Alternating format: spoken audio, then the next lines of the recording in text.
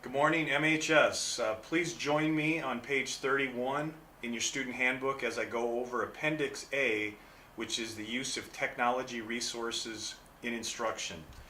Under the terms and conditions and acceptable use, I'm not going to go over each letter, but I'd like to highlight B and C. And so you can see under acceptable use, it says agree not to submit, publish, display, or retrieve any defamatory, inaccurate, abusive, obscene, profane, sexually oriented, threatening, racially offensive, or illegal material. And then C, you are to abide by all copyright and trademark laws and regulations. I'd like to jump over to the second column and just under network etiquette, A, B, and C, be polite and use appropriate language. I will not send or encourage others to send abusive messages. Respect privacy. I will not reveal any home addresses or personal phone numbers or personally identifiable information. Avoid disruptions. I will not use the network in any way that would disrupt use of the system by others. Next, I'd like you to turn to page 32, which is Appendix B. The column on the left side covers the MUSD district bring your own device policy. And what that means is it allows students to connect personal devices to the district's wireless network, provided approval is granted from the principal or authorized designee and the student's parent or legal guardian. In that same column, under terms of agreement, you need to understand that access to the network is a privilege and not a right, and use of your device while connected to the network is governed by the district's electronic information services user agreement policies as set forth in the Maricopa Unified District Policy Manual.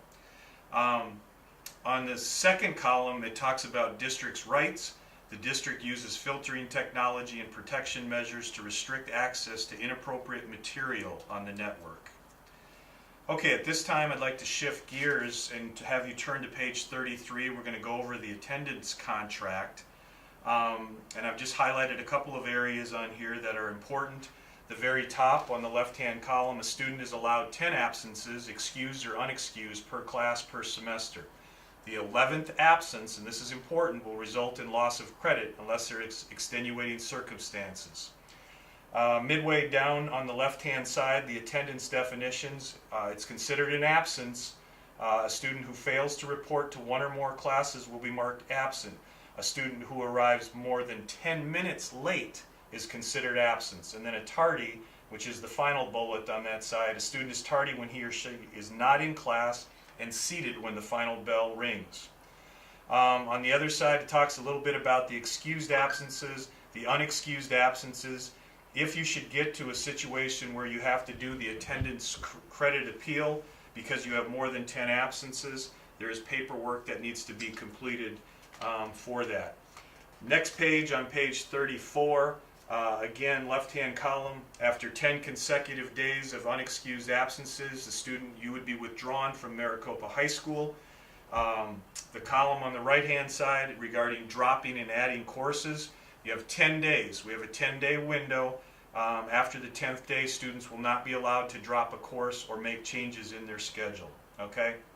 The bottom of page 34, this is part of what you're going to do. You're going to be taking this home because both or your parent or guardian for this document needs to sign it, date it, and you're going to be bringing this back next week.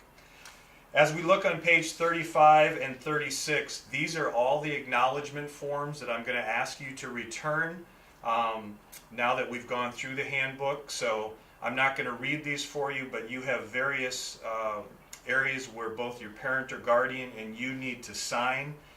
Each one of those needs to be signed, and you are going to return these documents to your advisory teacher. 36 as well. The last thing that I want to talk about today is our student ID badge process. You have this form as well. This is a standalone form that you're going to return to your advisory. We have always required our students to have their IDs at Maricopa High School. This year, everyone needs to be wearing their ID. The ID needs to be visible.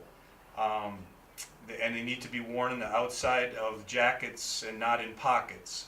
And the policy is this: all students must wear their current ID badge in order to be in class, move between classes, to the restroom, buy lunch, borrow library books, ride a bus, be on campus before or after school, enter school dances.